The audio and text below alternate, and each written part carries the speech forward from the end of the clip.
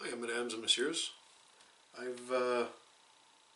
watch a lot of different people on YouTube, spanning different regions, even down into the states, different countries. I was just going to explain a little bit of how trapping works here in Ontario. We deal with through the M&R, wildlife technician. In our area, it's a madame.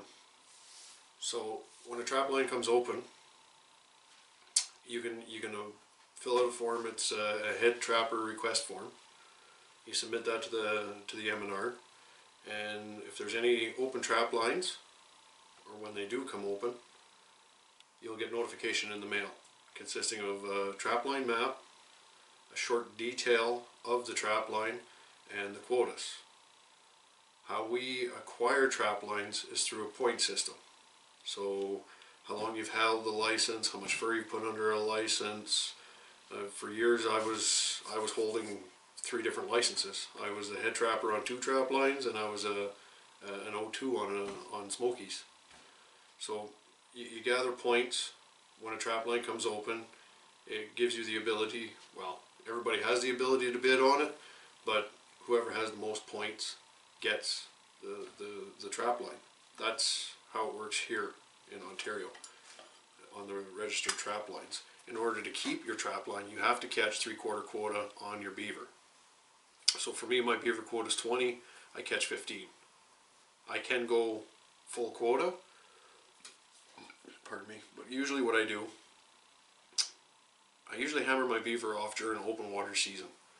So I'll catch my quota of 15, and I leave 5 for a buffer, because I set for otter. Beaver travel the same routes as otter. It just allows me a bit of a buffer.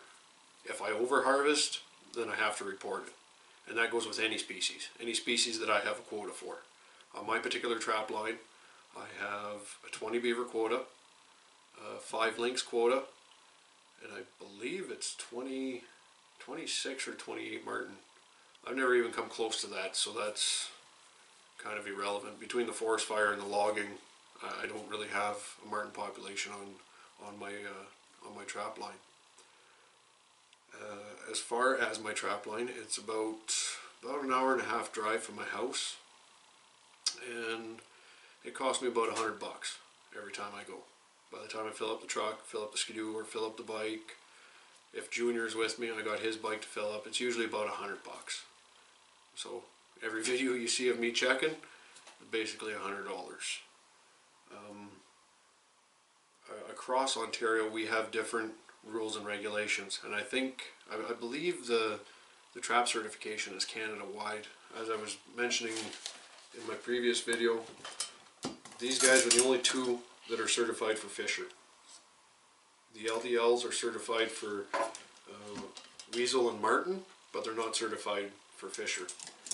That's why I have a few LDLs. I don't really use them for that reason. I know I have Fisher in my area. They target the same sets. I rather just keep everything legal. What else do I have to discuss? Getting back to the trap lines. Myself, I'm every 6 months to a year, I get in touch with the wildlife technician to see what kind of trap lines are coming open. I am looking for something bigger. My trap line is currently 10 kilometers by 13 kilometers wide, about 130 square kilometers, somewhere in there, and I am looking for something bigger. There was one open, and I think it was the second week, the second 2-week span that Curly and I had off. It's past where I am currently, and I kept track of the time, and it's not feasible. It'd be somewhere in the vicinity of a 3.5 hour drive for us, and it was a big line. Like, it was 3.5 townships, so it's 20 kilometers by, well, half of it would be 20 by 20, and half of it would be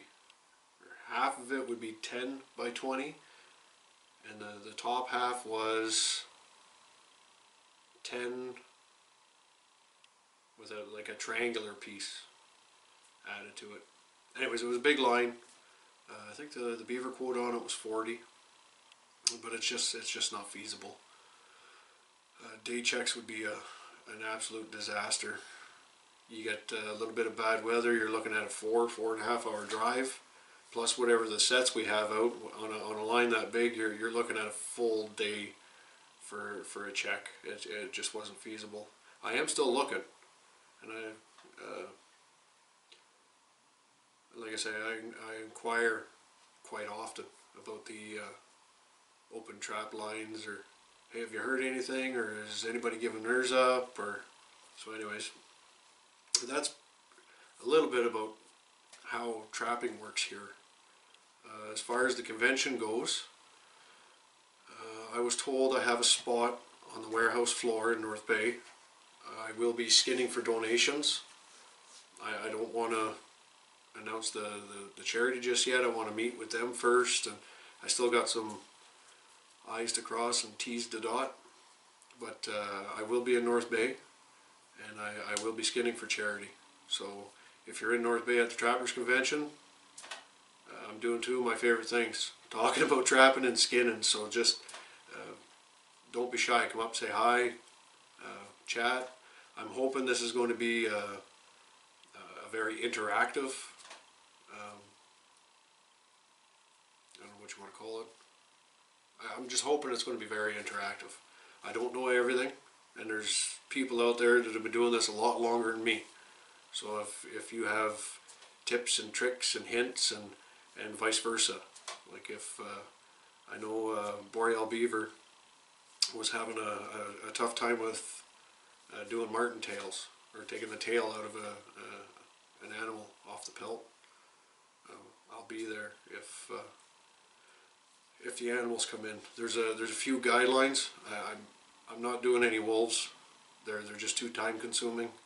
It takes me 4, 5, 6 hours depending on the size of the wolf. It's just I'm not doing wolves. But as far as I know, everything else is a go. So raccoons, rats, mink. I do nick the mouse bag on a mink every once in a while, so just be forewarned. I had a punch list here. So yeah, anyways, the convention is January 18th in North Bay. And like I say, I'll be on the floor skinning for charity. So, until the next video, guys, stay frosty.